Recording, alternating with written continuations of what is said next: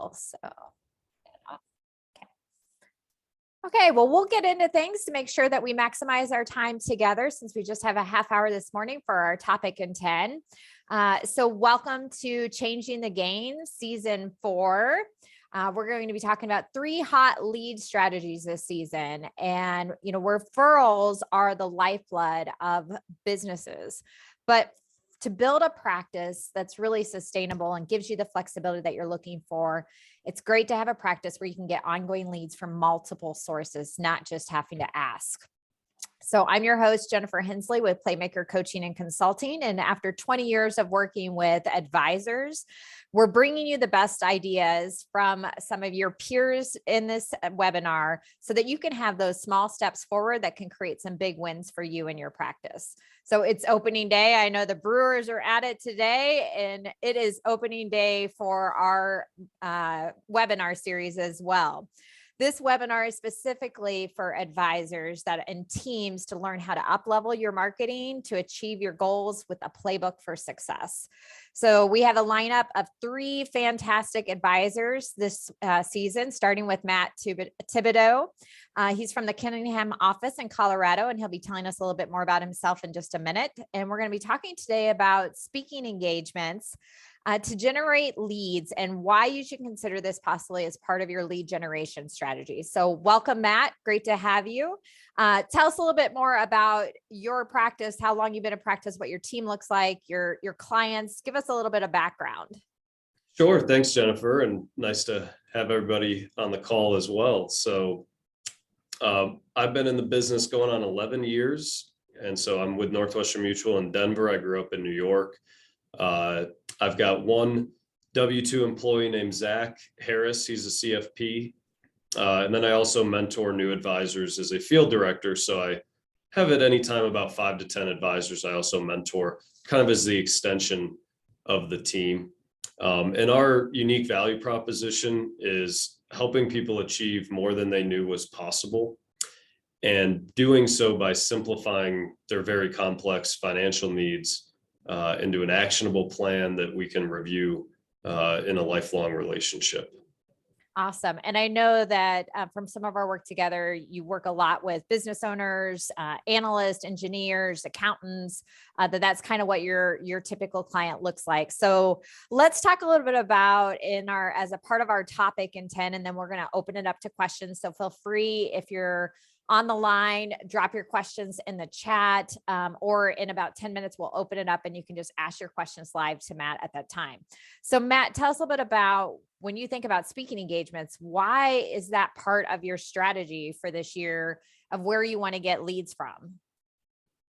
Yeah, I think that, asking in a meeting is a great way to get a referral, but expanding my network in ways where I can be in front of more people and create more kind of passive leads, things that are just more flowing in, and creating those referral partners. I think, if anyone's ever kept a center of influence meeting or a networking meeting, say with a realtor or a lender, an attorney, you might have a great cup of coffee and say, this sounds great. And then you get back to your office and you go, I don't really know who to send them. And, I want to send them someone so they can send me someone. And there's no momentum all of a sudden. That was a nice meeting, but it didn't go anywhere. So with the speaking engagements, it puts you in front of, more people where you can solicit those leads right away. And it just gives a lot more traction to maybe a referral partner relationship. So it takes a little bit more time, and I know we'll get into the strategy of that. But I just knew it was worth it and it was untapped, and that I had to spend more time to get more results from it. Yeah. And I know we were just talking about a conference coming up this summer and how much, the energy is there. People want to get out, especially if you're doing something in person, they want to connect. They're eager for those kinds of opportunities. So I think it's the right time for certain to be thinking about this and where it fits in for you and your business. So tell us a little bit more about what your goals are from speaking engagements and what does success look like for you? So we've developed some goals, and through working with Jennifer and her team around having, certain at least once a quarter speaking engagements, really 2 per quarter. And so they would be kind of different types of engagements. One could be more of hosting for somebody else. And one could be, okay, we're the speaker in this engagement. So the primary goal is book them and keep them consistently on a quarterly basis so it doesn't get away from you. And from there is generate a certain amount of clients from those speaking engagements, and whatever your ratios may be, we're just looking at if 10 attendees showed up and 3 of them wanted to meet afterward, and translate 1 or 2 of those into a client. And they tend to be in our target market, and the conversion ratio might even be higher. But it's really to book them, keep them quarterly, and generate referrals and business from those meetings. I think you mentioned a couple of things that are really helpful for everybody to think about is, there's multiple ways to do this when we talk about speaking engagements. There's webinars, there's conference, there's podcast. It's going live online. There's so many different options in terms of the format, as well as whether you want to host it yourself, or it sounds like, Matt, for you, this combination of things that you want to own yourself and other ones that you can just plug into somebody else's that's doing a little bit more of the marketing kind of for you, getting the audience there. So certainly there's probably pros and cons for both of those. Tell us a little bit more about why you decided to go both directions with it. Yeah, and first and foremost, it's just good to be in front of people. That's my primary job, is to get in front of good people. So one example, if I may, is an honor society that I'm the president of the Colorado chapter for. So it's a nonprofit business honor society. And the first few speaking engagements I worked on with Jennifer, I didn't want to be the speaker. I didn't want to, highlight myself too much.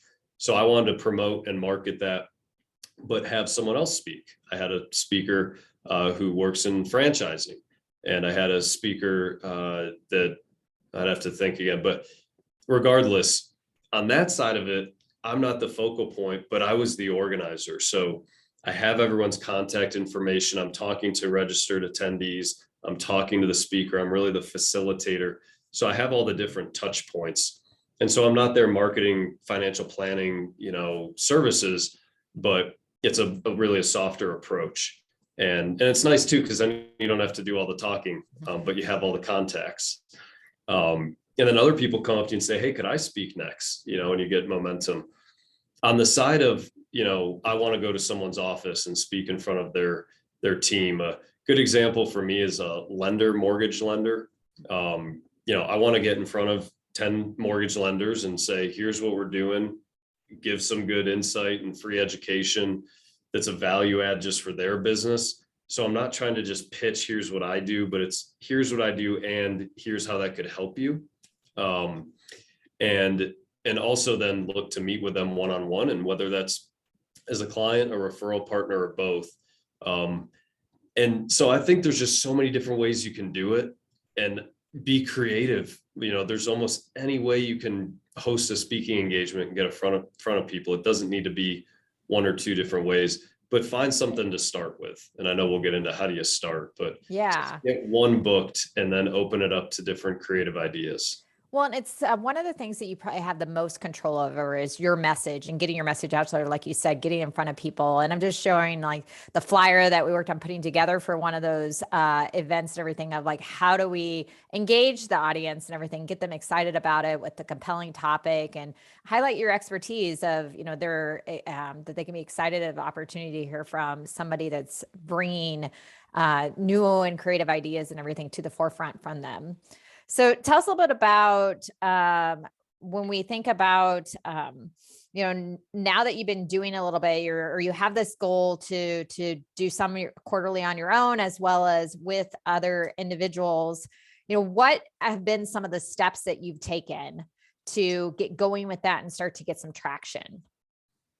Yeah, one of the first steps was just make a call list, sit down 15, 20 minutes and identify who are 5 or 10 folks that I could approach to ask to come to their office and speak. So make a quick list, whatever industries you like. If it's realtors, lenders, attorneys, bankers, Or if it's in your own client base of small businesses where you haven't tapped all the potential of the group benefits and you say, I just want to do a financial literacy seminar for your employees. So make a short list to start calling, and then call them. That's the next step. Call them and get something on the calendar. What I found to be important is like we had one event that got rescheduled because the point person wasn't really marketing it for us like they said they would. And maybe I shouldn't have even assumed they would have marked, why do I need to ask? They're already letting us come in. So I said to that person, his name was Terrence, I said, hey, can you just send us the emails of your employees or your lenders, right? Just get them over to us. We'll send the Outlook invite. We did the flyer with Jennifer. We'll market it. So I need to make a list, call them, book it, but then I need to promote it. And then lastly, really prepare. I can speak on the fly and there's different PowerPoints we have, but through some of the work with Jennifer, I hadn't realized how important it is to have, an agenda and a storyline and a really smooth setup. So that ultimately you can drive an outcome. Because at the end of the day, yes, we're trying to share information, but we're also trying to create action. People want to meet with us. They want to talk with us. So those would be, I guess, about 5 steps that I would list. Yeah, I think that makes a lot of sense because, if you give a presentation and everybody's like cheering and thinks this is great, but nobody takes action, it's still not going to really lead to what you're ultimately trying to do, is to get people to not just become clients, but really to take action in their financial futures, to take that step forward, to make a difference with what they learned from that session. So I know you talked about making that list with your existing clients. And, if you've done that, one of the next steps, and I think, Matt, we've talked a little bit about this too, is, then you can even go to the point of doing things like reaching out to people that you may or may not know if they have an opportunity, but asking them, what podcast do they listen to, or who do they know that's puts on a conference or is responsible for education and training. Or even a third step could be just to do things like on Google and search like, top, if you're, engineer conferences, Denver. And you can try to find, what are they attending? What's coming up? What are the things that they might be involved with? Whether it could be opportunity, a platform for you to share your message. So there's a few additional ideas and everything in terms of where to get started. But I think the number one step is exactly what you said, right? Of like, start with the people that you already know and you already have relationships with, but just having that intentionality, it sounds like that you found in terms of starting to identify them and create a process. And not just leave it default to, whatever they may or may not do, but what could you get more involved with or make sure that you're following up with to make sure that it's a success? Yeah. So what do you feel like has worked the best for you? Where have you seen the biggest win so far? It's a perfectly timed question because I actually just met with a lender about an hour ago. And he'd reached out to me actually, and we knew each other from the past. And he said, hey, could we do referrals and things like that? And I said, why don't we just do it? Why don't I come to your office? And why don't I bring another advisor with me and we'll speak to you. It'll be mutual, but let's just get together, because we could keep this nice little Zoom meeting and say, this is great. We're both going to send each other referrals. Then we'll get off the call and we'll get busy. So just meeting quickly and successfully thinking about, I hadn't been thinking about this a few months ago, to saying, let's just book this, let's get it on the calendar. And other successes or what's worked so far, for me was, again, starting with the folks that I already knew that I'm not even tapping into. And I want to get through those quick enough. It's exciting. I want to get through those so I can do some more of the things that Jennifer just mentioned of kind of broadening the horizon. But greatest success is it's top of mind. There's a plan around it. And so it actually happens. I'm not just saying it'd be nice to do it and then things get busy.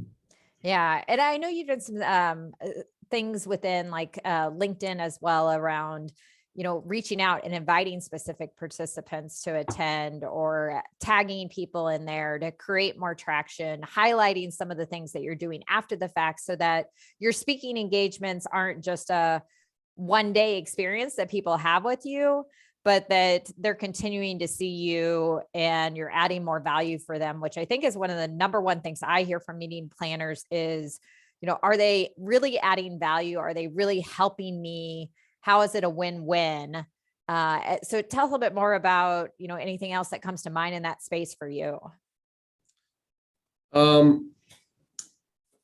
Yeah, back to the Honor Society, that's been one where I have kind of a short list of people that I know are more involved. And then there's like the 400 people that are in the group.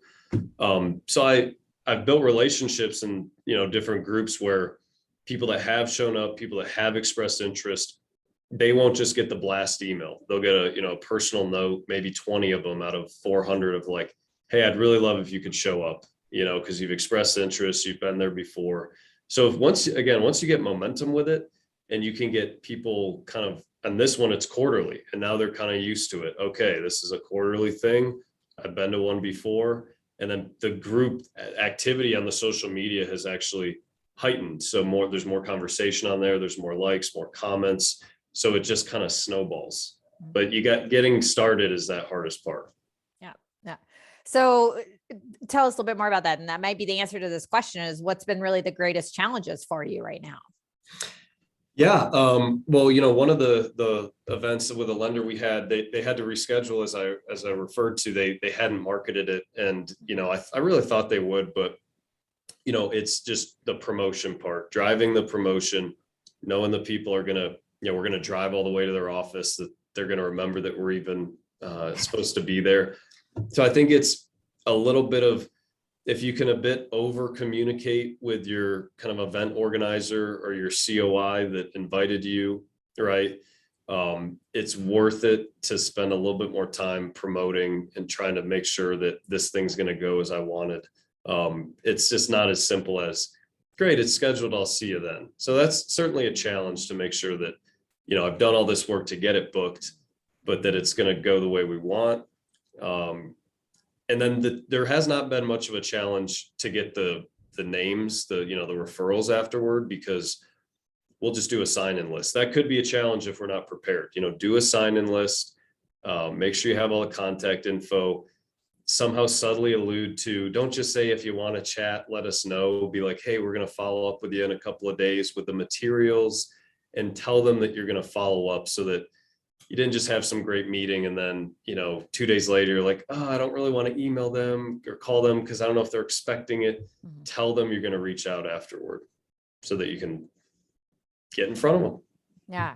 Great advice. And, certainly there's strategies that you can do in terms of, like you did with getting sending the invites directly yourself that gives you access to the contacts, or sometimes doing like a pre-meeting assessment to get to know the audience a little bit better, that adds value in terms of how you can tailor your presentation, but also, allows you to get that contact information to learn a little bit more about how you can connect with people, or how you can just tailor things for them.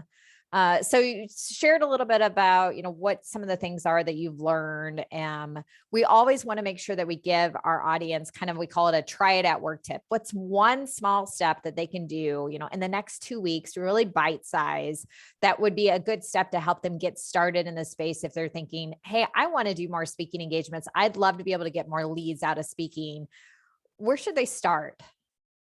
Yeah, I have one idea, which is, I met with a COI a couple of weeks ago, another mortgage lender, in fact, just tends to be a good center of influence for me. And we did get coffee, and we did come prepared with referrals because we're already on point there. But having that little COI meeting was also my opportunity to say, hey, let's book a speaking engagement. So if you feel at all, overwhelmed or intimidated with, I need to make a call list and I need to call these people and say, can I speak? And it's just, I don't, if even that's too much, just go meet one of your centers of influence or one of your clients that's also a good referrer. Just go meet with them and broach the subject in front of them. Because if you're in front of them, you're going to be more intentional. So it's almost going to force you, the psychology is twofold with you and that person you're meeting. Just go meet with them and talk about booking that engagement right there and do the work in the meeting. There's no follow-up email. Hey, this has been nice coffee. Let's see where it goes. I'm in front of them. It's forced me to be more intentional. They're there. Let's go ahead and book something. And then we can figure out if you're like, what do I do after that? It's booked at least a couple weeks out with calendars. Just get something on the calendar and then we can figure it out. Yeah. And it's probably, never too soon to start those conversations too. Even if it's not, you have a couple weeks out, it might be 6 months out, starting those conversations or getting something on the calendar. I'm sure can be helpful by just having the conversation, like you said, to get started. And just saying, hey, I'm looking to do more speaking or provide more education. What are your thoughts on how can I do more of that? And maybe it's an opportunity with them or somebody else that they know that they can connect you with as well. So remember that try it at home tip and how you can get started more with speaking engagements for yourself. We also would love to hear, as we're talking about hot lead generation strategies, people that are doing some creative things in the marketing space or consistent things that are really generating results. Who's one or two other people that you look to that you think this group should be paying attention to? You. I didn't plant that. No, you didn't. Gosh, who should they be paying attention to? Well, I don't know if everyone here is an advisor. I saw the chat. It seemed like most were. I think there are people in other industries besides financial advising that are a lot better at this than we are. And part of it's because the nature of how they're, we're blessed to be able to build long-term client relationships. It's not just they bought a house and then they're out. But I think there's a lot of industries that again, the realtors, the lenders, where they're doing this a lot more than we are. And they're doing drip marketing campaign, at least for me in the financial service industry.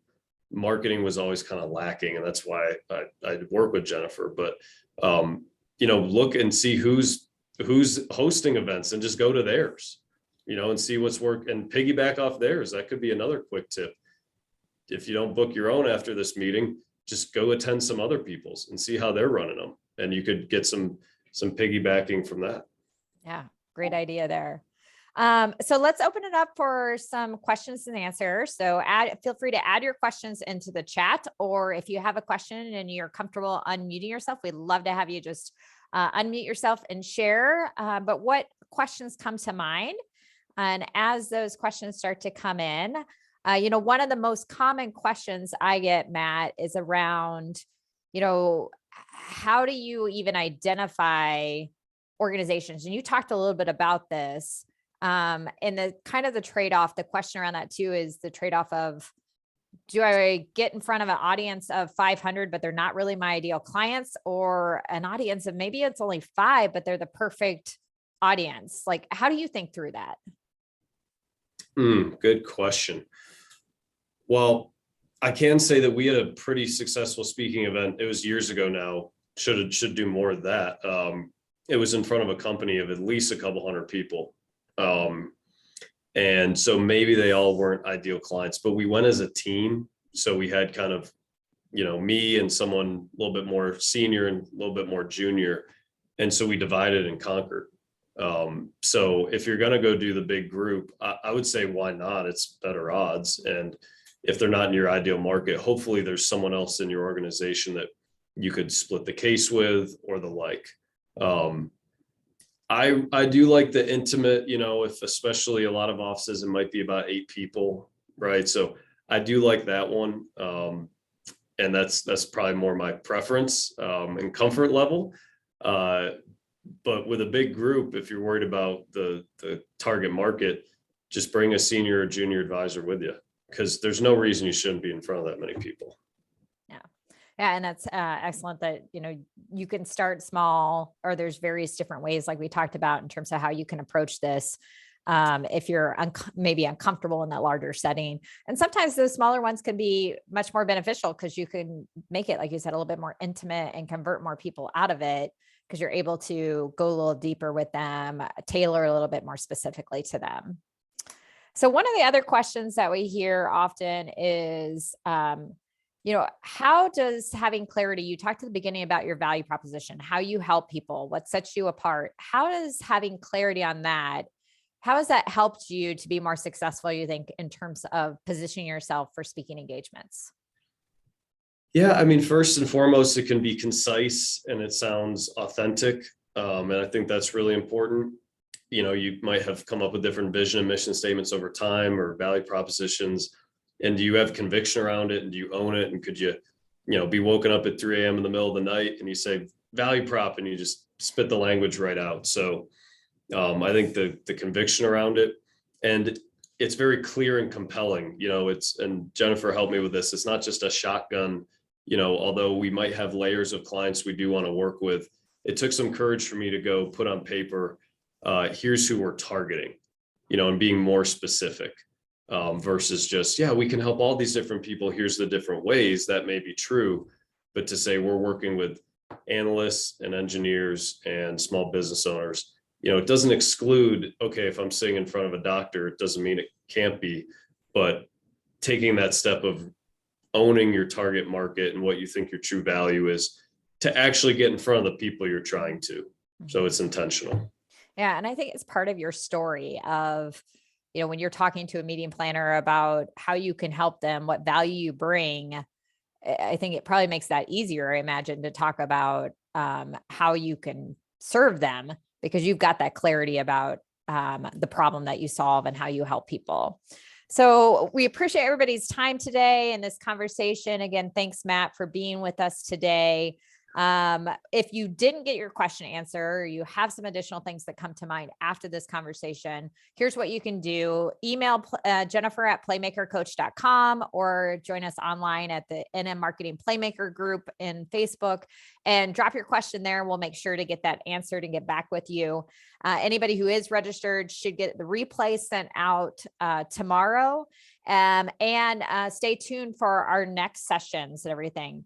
So, as part of one of the things we want to do today, Matt, for joining us, we always like to show appreciation for our speakers and would love to be able to give a charitable contribution to an organization that you care about. Who can we help support today? Oh, wow. The court appointed special advocates, CASA for children. That's a great organization. Wonderful. Well, we're glad to be able to support them. Remember, resources for this week. If you're signed up, you should be able to get the invites for the rest of the series and the recording. One of the things that we didn't show, but might be helpful to you, is a stage value calculator. So as Matt talked about, what the revenue would be and how many he'd convert out of having those 8 stages. If you're interested in learning like that could be and how to set those goals for yourself, reach out and we can make sure you get that resource as well. And then in 2 weeks from today, we're going to be joined by Daniel Pfeiffer out of Keeker's office in Indianapolis. He's going to be discussing online prospecting as a hot lead generation strategy. So remember Matt's try it at work tip to have that meeting with the COI and just ask them about how can you speak more?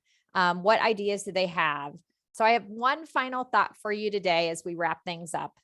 Picture a day when you no longer have to worry about where your next lead is going to come from.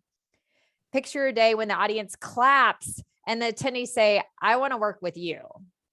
And picture a day when you have that steady stream of new ideal clients coming in so you can spend time with the people that give you the most energy and you can have the life and the business that are your dreams. You're going to feel so good. Look forward to seeing you all in 2 weeks. Let us know how we can help you keep the conversation alive and go out there and share your message. Thanks. Have a great day.